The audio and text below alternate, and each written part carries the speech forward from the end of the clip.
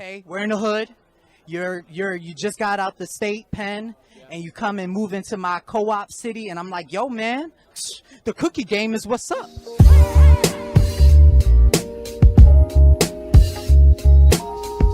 So listen, tell us about Bad Samaritan. Well, it's a thriller, pretty intense, and it basically follows these young guys who work as valet parkers. One day they break into a house that they shouldn't have, and they get themselves in a very bad situation, and they make a very bad decision, and it goes on to hunt them. Now, you've played a lot of Misfits, City of Mortal Instruments. You always play like the ruffian. Is that like your MO? Is that what really got you casted for this part? I'm not sure. Part of the part I did in Mortal Instruments could be described as a ruffian. You still look like a ruffian to me. Bespectacled twit who was sick with love, unrequited love.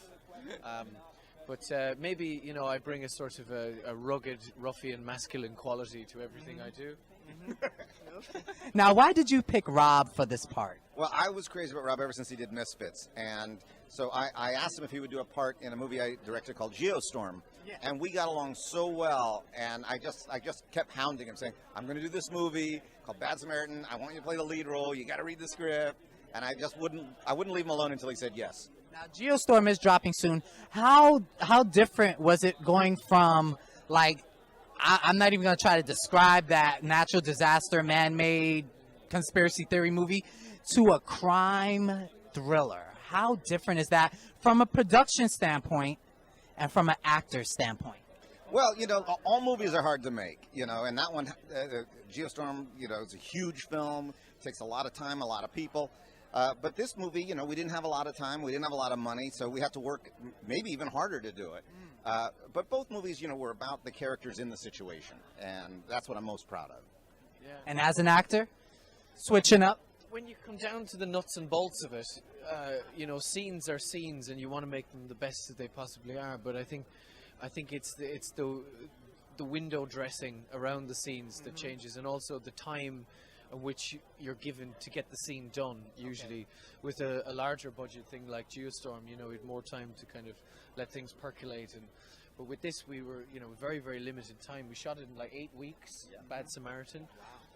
And it's an ambitious film, particularly for 8 weeks shoot. So, but I like that. I like things, hitting the ground running, and I like there to be a tempo to shooting things. So I I kind of prefer that speed as opposed to a very, very slow moving production.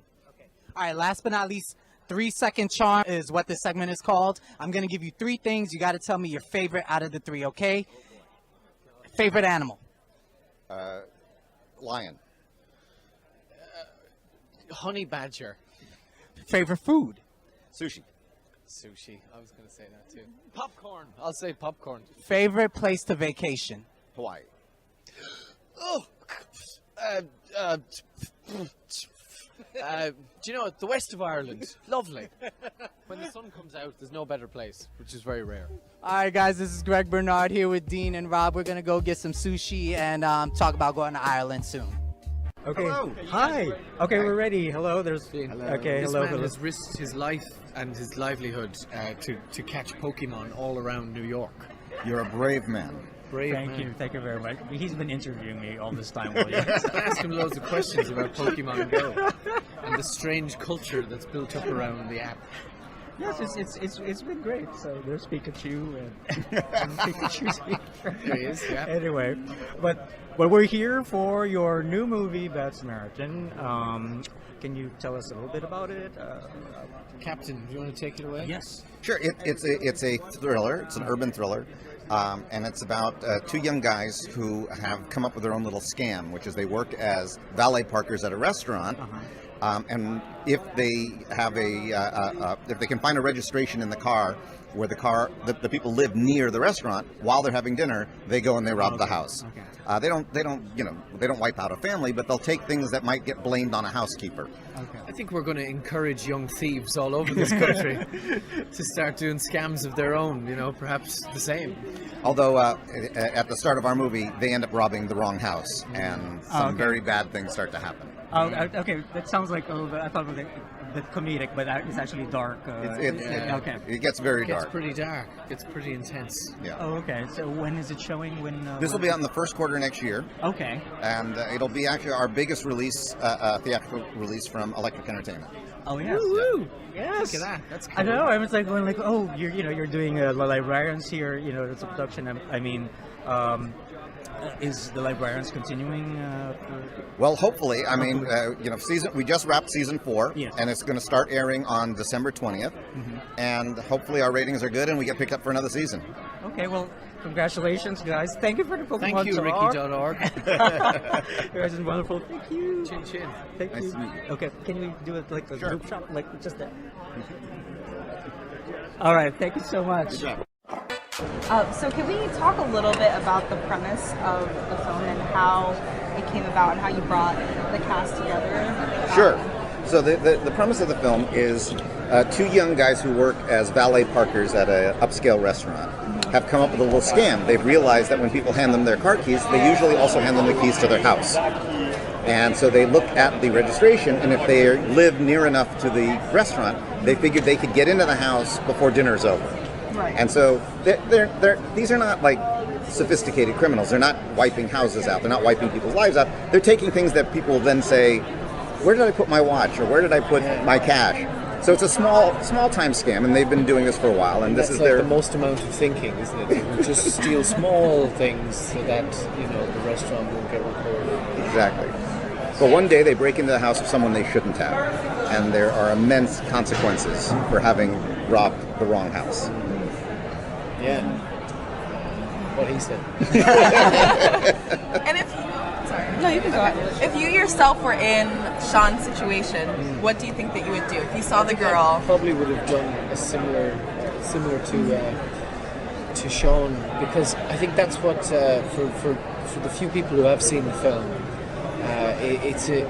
it's been really lovely, because the reports are that they identify with the moment that causes Sean such despair. It's the moment where he leaves this girl, abandons her essentially, fails to save her, and is deeply despaired, is stricken with remorse for the rest of the film, and has to undo that moment. And I think, he was looking death in the face. That's how we played it. That's how we told that moment in the story. So, and I think I would defy anyone not to wimp out. I certainly would. The script was written by Brandon Boyce. He spec'd the script on his own, and he had written Apt Pupil and Wicker Park. And he showed me the script early on just to give him advice on the script, and my advice was don't show it to anyone else because I'm buying it right now. It's interesting that he's just Apt Pupil and Bad Samaritan have such similar themes, horror down the road in your own neighborhood. Yeah, and a horror that I think is more based on real horror in real life as opposed to movie fantasy horror. Yeah. So would you say, what was the choices in casting an actor like David Tennant and an actor like Robert? What were you looking for in those actors for those characters? I think that more and more there's a tendency in Hollywood to cast based on either fame or Twitter followers or work, that's not related to the movie. And I think it's hurting our film industry. And I set out on day one, I said, I'm going to cast this with the best actors who are right for these parts. And I didn't know if I'd get them, but I figured I would get on my knees and beg. But they turned it down, so then he called me. Actually, I was a huge fan from his series Misfits. Same. And I asked him if he would be in this film I made called Geostorm. And we just got along famously. And I was so impressed with him that I actually had Brandon rewrite the part for him because I couldn't see anyone else in the part other than him. And so the whole time we're making the movie, I kept bugging about it, saying, read this script. Luckily he said yes. And Tennant, it's no secret that I'm a giant Doctor Who fan. And he's just one of my favorites in the world. And luckily, he agreed to have this Skype call with me. And I embarrassed myself because I started fanboying over the entire Skype call. And of course, I really embarrassed myself because I was wearing a Doctor Who t-shirt, and he pointed out that I had the logo for the Matt Smith Doctor Who, not his.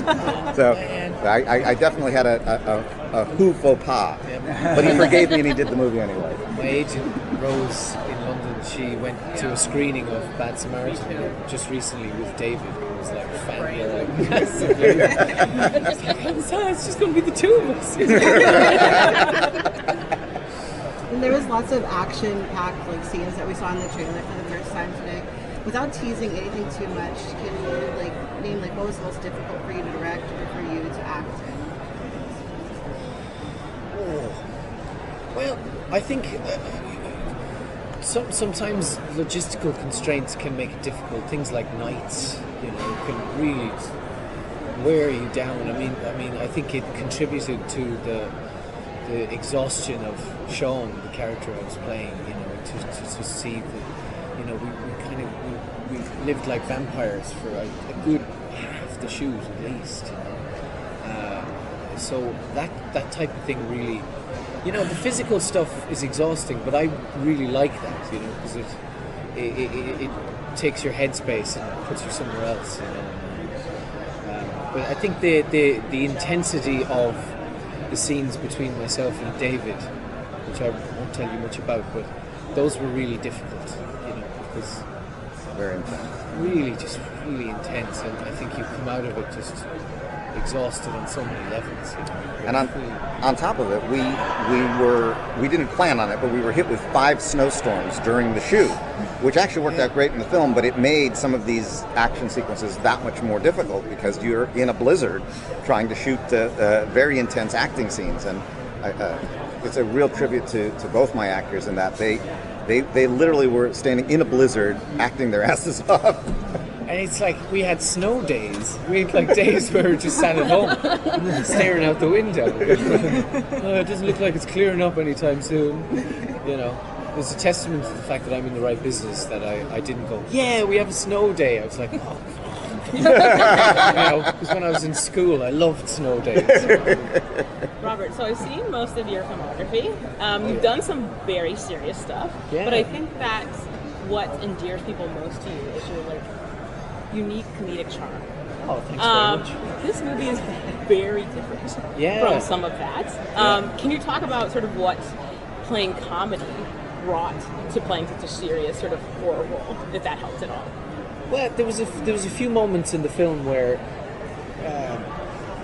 we had ideas of just, even though Sean is going through this horrible traumatic thing, there's a few moments of like joking around with his best friend, who Carlito Olivero plays, and I think that's the thing about comedy and comedic moments is they can be found anywhere. They can be found in the deepest, darkest of corners, and so there are a few moments where he sort of steals a smile or a giggle in this, and I think that's probably because I just sort of naturally gravitate back that way anyway. You know what I mean? And this is something where the intensity is just perpetual, unending. So it was nice to just have a tiny few little snippets of moments in there that were lighter, I suppose. You actually end up needing it because there's sequences that are so intense. It's like, if I don't laugh soon, I'm going to cry. So something better make me laugh. Yeah, you sort of shut your eyes. How long was the shoot? Was it all in Portland? It was all in Portland. It was a very short shoot. I think we did it in 38 days. It was originally supposed to be 32 days, but then the snowstorms hit. But yeah, it was a very short shoot. So it was a lot of long days. But the crew up there, we've been working with the same crew for basically 8 years. And I am more proud of that group of people than any group I've ever worked with in my life. These guys were just amazing. When on one of the days we were staying in this terrible motel, and this horrible snowstorm happened while we were asleep, and we went out in the morning to go to our cars to drive, and the Teamsters had shown up 2 hours early before they were paid, and they cleaned everybody's car off so that it would be safe to drive. And I thought, where else does that happen? Yeah. These people, they just cared about each other, and they worked together as a unit that was way beyond what we paid for. There was a morning about 6 a.m. It was still dark. We were heading up to the location of the mountain, and we were in an SUV, and there were a couple of cars had stopped on the road. It was quite a steep road, and one car was just visibly sliding like back down the hill and was headed for the gully beside the road. And I got out, and I was like, oh God. I was in a panic on the road going, what are we going to do? And like all these cars were stopped. It was like the end of the world or something. And I remember texting one of the producers going, I mean, what are we going to do? This can't go on. And then that morning, like in a panic, I said, I mean, should we cancel? And he ignored the text message entirely. It's like, I didn't see that word. I didn't see that text message. But, you know, and then the crew got together and they pulled cars out of the ditch, cars that had slid off, you know, because cars were just normal cars. They weren't equipped for icy, steep roads at mountainous locations, you know. They did amazing stuff, you know, to get the film done. Were there any personal experiences that you kind of incorporated into your preparation for the role? I mean, there are always kind of, you know, they talk about the idea of sense memory, things that you remember to make you feel miserable. And they're usually... I tend to try to not do that, but end up doing it to some degree. And you end up feeling quite guilty and remorseful for having done it, because you feel like somehow you're exploiting your past, you know, for a pretense. And that can be difficult, because you start to, you know, it's difficult when you play with your memories like that, you know, because it's always very, very deeply personal stuff, painful stuff. And when you apply that onto something else, you know, you are changing the imprint of that memory to some degree. Yeah. It's a dangerous game to play, but we actors, we do it because we have to try and find it somewhere, you know. And I always feel a bit bad about that. I remember years ago, a friend of mine, actress, her brother died of cancer when he was like 12. And she was on stage, and she said she used that, but she said she was desperately guilty for months after having done it, because she felt somehow she was, you know, being disrespectful to the memory of her brother, you know. But I think I did it a little bit on this, yeah, because there were moments in this film of great intensity, and you don't want to come up short. There was a moment before we started shooting when we were in prep, and Robert and I were going over the script and just discussing it and you know, working our way through it. And together we discovered that really the pivotal moment is his decision to not help this girl and what it does to him. And we talked about it in terms of an enormously embarrassing moment for a person. In other words, everything he thought he was becomes a lie in that moment. And what Robert did is something I don't see with a lot of actors. He did a completely egoless performance. So when this moment came, he allowed himself to be vulnerable in a way that a lot of actors wouldn't have the courage to do. And this drove the whole rest of the film, because he's so embarrassed about that moment that he needs to erase it from his life, even if it means costing his life, because he can't live with that moment being the defining moment of his life. And I've had situations like this in the past where you want to go that deep, but the actor gets worried, well, am I going to look good, or oh, people are going to judge me? And he never thinks in terms of that. He thinks in terms of the character, what is going on to that character. And he throws himself so deeply into it that as a director, I had a big problem, because I would forget to say cut, because I would literally just be watching going, ooh, what's going to happen next? And then they go, Dean, oh, he cut! It was such an amazing experience to work with him. Thanks, Jim. Feelings mutual. If you don't mind, I'm going to pivot a little bit to the librarians. Although both your film and the show is sort of about normal people in extraordinary circumstances. For the librarians, you talk about this year being about superheroes. And I think one of the interesting things about librarians is that they aren't just sort of powerful, they're intellectual. That is their superpower. Yes. So why do you think it's important to see sort of in this like, burgeoning superhero landscape intellectual heroes on TV? What's their importance? Well, I don't even think it's within the context. I mean, the original movie was made in 2004, and the thing I loved about it is that it wasn't that they were infected by radiation and could suddenly grow or run, from a lightning bolt. It was that they were really smart. That the librarian was a guy who studied really hard. And I thought, as a father, this is the kind of message I want to give, that there are rewards for actually knowing things, for reading, for having an intellectual pursuit.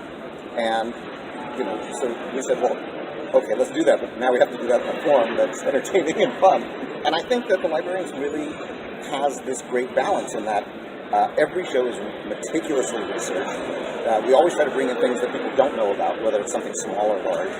But we try to do it in a really fun way. And to our surprise, because we didn't intend this when we started, but we find that grandparents are watching this with grandkids, and that there's literally people of all different ages find things in the show that they embrace and that they love. So it's just a huge treat to make the show. We were saying that before, because I'm coming from geek comedy, right, for families. We gotta wrap it up. Okay. No, that's okay. We're on a very tight clock. And that was what we love in my house. It's something my son loves to watch, even though he hates everything else. So what I wanted to know is, what inspired you to take the mathematician and make her like the super powerful one? Because there's a lot of push for STEM for young girls and stuff like that, and I see sort of a theme in there that she's powerful. She's more powerful than the others by the end of the season. So what inspired you to make her the female, the mathematician, and the math be sort of the most powerful power? It's the simplest answer. I have two daughters, and to me, when my oldest daughter was really young, she was a Star Wars fan, and she actually got bullied because it was a girl who liked Star Wars.